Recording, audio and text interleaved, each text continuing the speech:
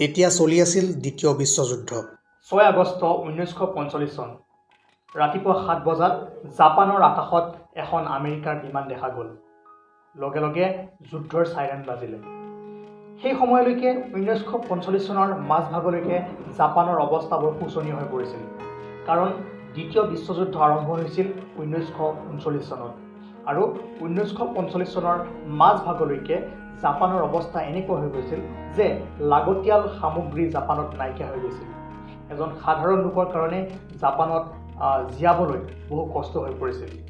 পেট্ৰলৰ দাম ইমানেই বাঢ়িছিল যে সাধাৰণ লোকৰ কাৰণে পেট্ৰল ক্ৰয় কৰাটো সহজ নাছিল আৰু জাপানৰ ৰাস্তাত গাড়ী মটৰৰ সংখ্যা একেবাৰে নাইকিয়া হৈ গৈছিল।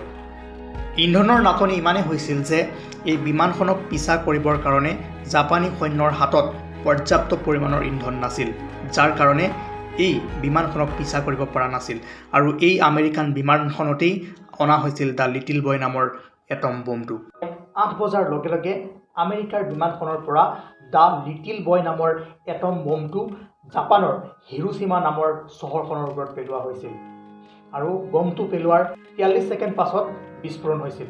আৰু ইয়াৰ বিস্ফোৰণ ইমানেই ভয়ানক আছিল যে কিছু মুহূৰ্তৰ ভিতৰতেই গোটেই হিৰোশ্বিমা চহৰখন ধ্বংসস্তূপত পৰিণত হৈছিল। কনক্ৰিটৰ বিল্ডিংবোৰৰ বাহিৰে হিৰোশ্বিমাত থকা সকলোবোৰ বস্তু জ্বলি ছাই হৈ গৈছিল। লগে লগে হিৰোশ্বিমা চহৰৰ তাপমাত্ৰা 4000 ডিগ্ৰী চেলছিয়াছলৈকে বাঢ়ি গৈছিল। লগে লগে সমগ্ৰ হিৰোশ্বিমা চহৰখন জ্বলি ছাই হৈ গৈছিল। মাত্ৰ কেইটামান ছেকেণ্ডৰ ভিতৰতেই হিৰোশ্বিমা চহৰৰ সকলোবোৰ বস্তু জ্বলি ছাই হৈ গৈছিল। এই বিস্ফোৰণত প্ৰায় 70,000 লোকৰ প্ৰাণ গৈছিল আৰু 80,000 লোক আহত হৈছিল। কেইটামান ছেকেণ্ডৰ ভিতৰতে হিৰোশ্বিমা অঞ্চলৰ ঘৰৰ পৰা আৰম্ভ কৰি গছ বন সকলোবোৰ জ্বলি একেবাৰে নাইকিয়া হৈ গৈছিল। বিস্ফোৰণ হোৱাৰ পাছত যেতিয়া গোটেই হিৰোশ্বিমা চহৰখন ধ্বংসস্তূপত পৰিণত হ'ল, তেতিয়া এজন সাংবাদিকে গোটেই হিৰোশ্বিমাৰ বৰ্ণনা লিখিছিল। বোমা বিস্ফোৰণৰ ফলত হিৰোশ্বিমাত প্ৰায় 1,70,000 লোক হতাহতি হৈছে, 70,000 লোকৰ মৃত্যু হৈছে। আৰু এই তথ্যটো জাপানী সৈন্যই বিশ্বাস কৰা নাছিল। আৰু সেইকাৰণে সংবাদ পত্ৰখনৰ যিজন মুখ্য আছিলে, তেওঁ সাংবাদিকজনক এই তথ্যটো কমাবৰ কাৰণে নিৰ্দেশ দিছিল। আৰু তেতিয়া সাংবাদিকজনে পোনে পোনে কৈছিল যে জাপানী সৈন্য মূৰ্খ হৈছে।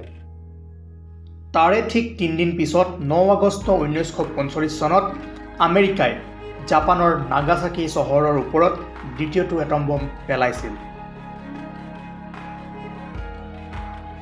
দ্বিতীয়টো এটম বমৰ ফলতো প্ৰায় 74,000 লোকৰ মৃত্যু হৈছিলে আৰু প্ৰায় 70,000 লোক আহত হৈছিল। আৰু যিসকল লোকৰ মৃত্যু হৈছিল এনেদৰে জ্বলি ছাই হৈ গৈছিল যে তেওঁলোকৰ অস্থিও বিচাৰি পোৱাটো টান। আৰু সেয়াই আছিল পৃথিৱীত প্ৰথমবাৰৰ কাৰণে যুদ্ধত এটম বোমৰ প্ৰয়োগ। আৰু তাৰ পিছৰ পৰা আজিলৈকে যিমানবোৰ যুদ্ধ হৈছে কেতিয়াও এটম বোমৰ প্ৰয়োগ কৰা নাই।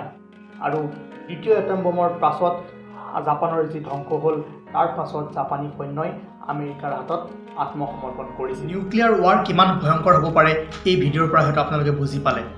1945ৰ এই ভিডিঅ' আছিলে। 1945ত ইমানখিনি হৈছিলে আৰু এতিয়া হৈছে 2022।